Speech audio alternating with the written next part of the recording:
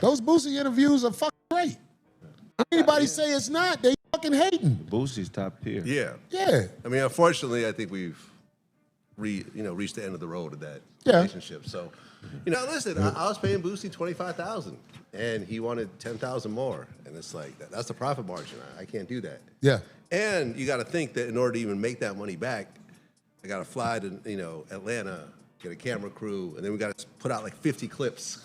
Yeah. So my video team is working a whole month on this to try to make 30%. Yeah. So it got to a point where it's like I can't. If you want more money, then I can't do it.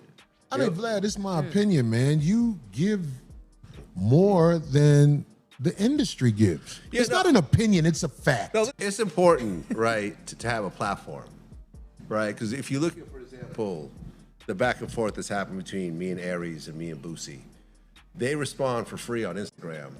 I go on YouTube, and my responses are making $10,000, $15,000. When Boosie, I wasn't going to talk about the Boosie situation or the Aries situation, but they went first and talked about it publicly. So Boosie was on a live stream and said, yeah, I'm not doing Vlad anymore because I asked for $5,000 and he wouldn't give it to me.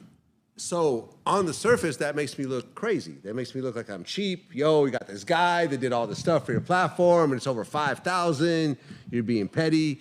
So I had to get in front of it and say, listen, number one, it's not $5,000, it's $10,000. He was already getting $25,000. And that in and of itself changed the whole narrative of how people viewed it, especially because it was the truth. Because then when he followed up, he said, yeah, I'm getting 25 and yeah, I feel I deserve more and so forth. So I'm not lying about it. So whenever things like that happen, I just get completely in front of it. I get in front of the camera and I talk about the whole situation. And then at that point, you control the narrative, or at least combat the narrative.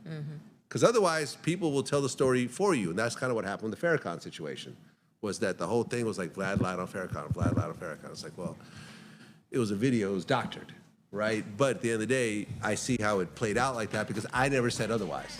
If I had just literally got in front of the camera at that point and said, listen, this is what happened. Here's the original video. Here's the video I saw. If you look, it's got 5 million views still on Twitter. And I'm sorry, I apologize. My bad. Smoking on purple, ease my mind.